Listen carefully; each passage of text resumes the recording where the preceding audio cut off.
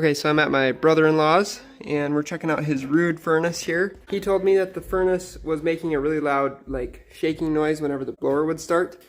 So I told him to take off the cover and look in there and make sure there wasn't like a dead mouse caught in the blower wheel or a piece of paper or anything that might cause it to shake back and forth. And he said that there wasn't anything like that. He said it was nice and clean.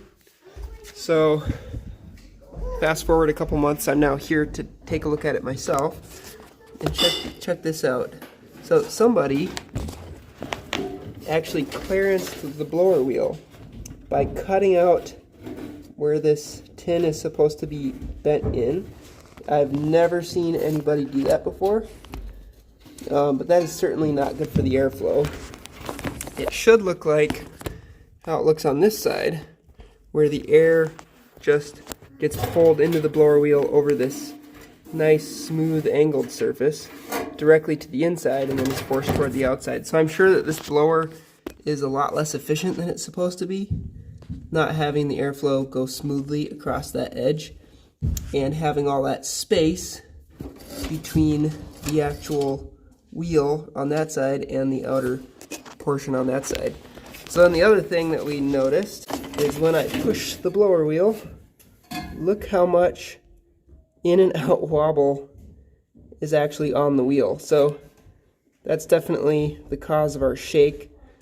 Evidently the motor in here was replaced at some point, so I'm guessing that when that motor was replaced, either the wheel was bent during that process, or for whatever reason when it got put back on, it just ended up being crooked like this, and it was maybe going in and out and hitting the outer tin. So their solution to that problem was to just use a tin snip and clearance it all the way around, which is just so strange. Never seen that before. We might pull it out of here and see if we can flex it back, but it is possible that it's actually broken and there's no way to fix what we're seeing here. So here's how they have it wired up. Low voltage to the thermostat. They're just using a 3-wire and a 2-wire. Well, this one actually has 2 more wires in it, but they haven't hooked them up. So there's no G call coming from the thermostat, which means even if we set fan on, it doesn't run the fan. So that's kind of annoying. So we might actually hook that back up. Not sure why they didn't hook it up, because they have the wires for it. Also, he has to use batteries in his thermostat, I'm guessing, because they didn't hook up the common wire. So if that thermostat can be powered off the control board, we could hook up this blue wire. And then I think this is kind of interesting that the cool terminal doesn't have the black wire from the motor. And then we've got fan on this red and HC, which must be heat or cool, perhaps? What does this text say? Do not connect if heat or cool connected. Interesting. So it must be that if you're using this terminal, it just runs the fan on this speed. But if you want it to have a heat speed and a cool speed, then you don't use this terminal and you instead use these 2 terminals, and it uses these relays then. But as a default, it can use just this one, is I'm guessing what's going on with that. So that's kind of interesting. I think we're going to pull the board across this way and disconnect the wires going to the blower so that we can actually pull the blower wheel out. So as you can see, there's some slight wobble in that blower wheel, just a little bit, you know, just like 3/4 of an inch. So here's what I'm predicting they did and why they did what they did. The motor that is in here is rated for 1/5, 1/4, 1/3, 1/2, or 3/4 horsepower, depending on which capacitor you wire it with and which leads you hook up. Basically, this motor was a deeper motor than whatever they took out of here.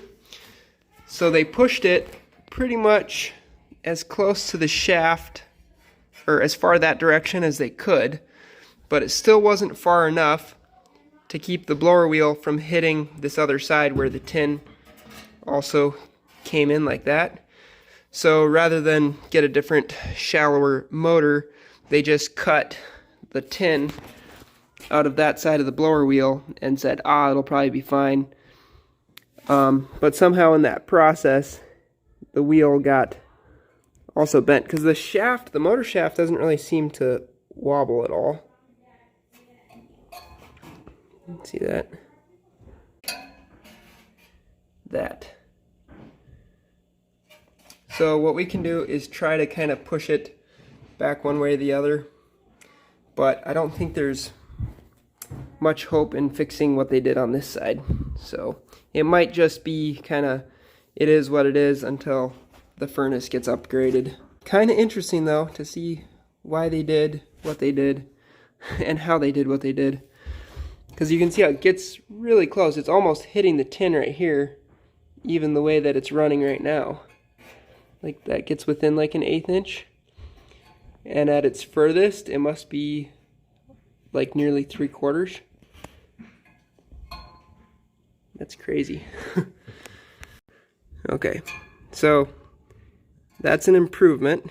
Seems like they always do have a little bit of in and out play, but not like 3/4 of an inch. So how I'm doing that is I'm pushing on this plate portion of the blower wheel. You don't want to push on the fin part, because the way that these are crimped together, if this blower part comes free from this plate part, then it's a big problem. Oh, you can actually see there's a big old dent in the blower wheel. It's got like a square shape, so I don't know what they did. Or if it just happened to crimp like that when it got bent. But it's definitely improving. We're just rolling it to where it's the closest to the outside. So like right there, and then we're pushing on the blower wheel directly right there. Just can't really do super well with one hand, but we're just gonna kind of tweak it back and forth till it's better than it was, and then hopefully that'll cut down on the amount of noise that we're hearing. Then we'll hook up that fan wire so that we can run the fan in between cool cycles to help keep the system from freezing up during a large party that is happening here today. Okay, so here's where we're at now. Definitely still has a little bit, but hardly anything compared to what we were seeing before. It's actually kind of hard for me to tell where the far and wide parts are unless I spin it. Still kind of hard to tell. You can see I put a couple of Sharpie marks marking where it was furthest out and where it was furthest in previously. But I think we're going to call it good and just reassemble. That looks pretty good up here. That looks so much better. Definitely still a tiny bit, but like I said before, they pretty much always have a little, but not nearly as much as what we were seeing. So, and maybe once it spools up to RPM, if it's imbalanced, like if one of these little weights got knocked off of here, see we have a weight right there. If one of those got knocked off while they were working on it and it's no longer balanced, it will probably throw itself out of balance again and be bent. See, there's another one of those weights. So it might be that the blower wheel itself will never run without shaking super bad, but I think it's going to help what we did to it right now. So she definitely still got some wobble. I should have taken a video of how much vibration was coming from this thing before. Luke says that it's a lot less, right? Yeah, I don't think I'll get a massage when I lay on the floor up here. Yep. You're gonna miss that. You'll have to just come down and bend the blower wheel when you want to have a massage. But yeah, seems like it's gonna be a little quieter, just in general. And we hooked up some wires here. We gotta go hook them up in the thermostat too, so that they'll actually work. So now that we got the wires all hooked up properly on the thermostat, we can actually run the cool, and we can run the fan on if we want, so that it keeps moving the air throughout the house while it's between cooling cycles. But yeah, it's a lot quieter. They do have a window AC running here as well. But as far as noise coming from the actual blower, it is significantly less. So probably could have tweaked it a little bit more and improved it slightly, but probably not enough to the point where it was worth sitting there for another 25 minutes pushing the wheel back and forth. Also, I do suspect that it's out of balance, so I think that once it does spool up, it is still like kind of warping the wheel a little bit, so it does shake more while it's at that RPM, even though we have it like actually turning pretty straight once it's not powered and is just being pushed so you can see what it's doing. But yeah, definitely not the best way to adapt the blower to fit a motor.